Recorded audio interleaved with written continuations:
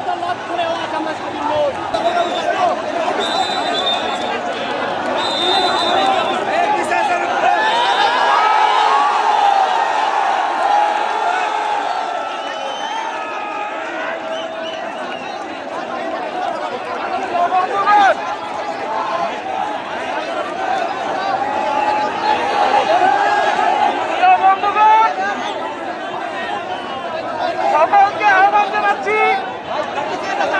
ছাত্ররা জনতারা মাঠে থাকতে আমাদের কোনো ভয় নাই।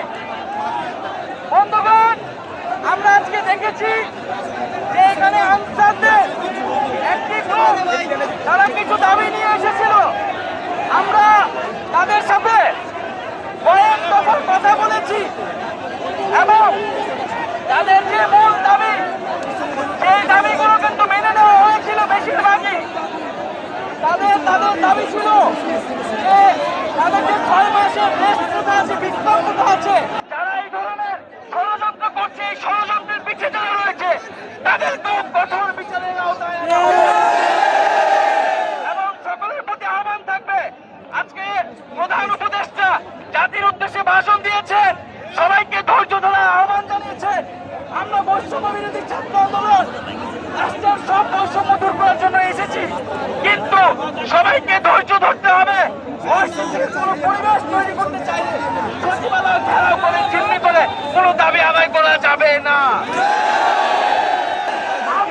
আমাদের গণঅভ্যুত্থানে একদিনও সচিবালয় নজর দেয়নি, তাহলে যেখান থেকে রাষ্ট্র চলে তারা যেন সেখানে নজর দেয়।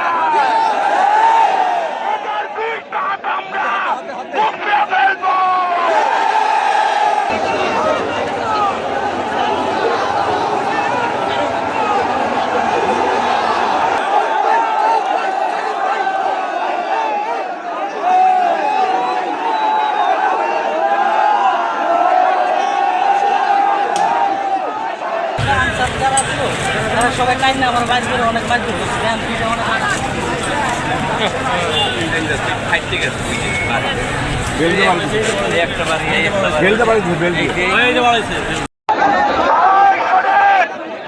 আপনাদেরকে একটু শান্ত হইতে হবে, কারণ এই রাজপথ ছেড়ে দেওয়ার জন্য আমরা এখানে আসি নাই।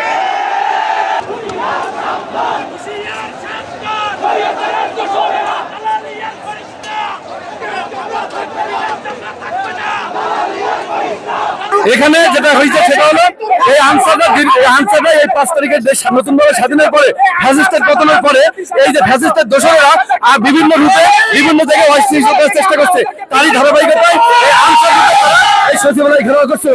আমরা তাদেরকে স্পষ্ট বার্তা দিতে চাই, এই ফ্যাসিস্টের দোসর মোদীর দোসরদের স্পষ্ট বার্তা দিতে চাই যে তারা যতই ষড়যন্ত্র করুক, তারা যতই ষড়যন্ত্র রাজনীতি করুক, আমরা তাদের সমস্ত ষড়যন্ত্র রুখে দেবো। ছাত্র জনতা বাংলাদেশের একাকার এই নতুন বাংলাদেশ গড়ার জন্য আমাদের আরো রক্ত দেওয়ার প্রয়োজন হলে আমরা রক্ত দেবো।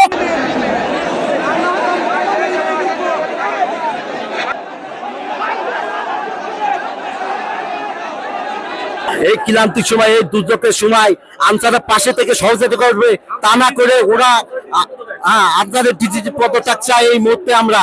এবং ওরা দুপুর 12টার থেকে এই এলাকা পুরো জ্যামজাট করে আমাদের ট্রেনের গাড়িগুলো আটকাই দিয়েছে।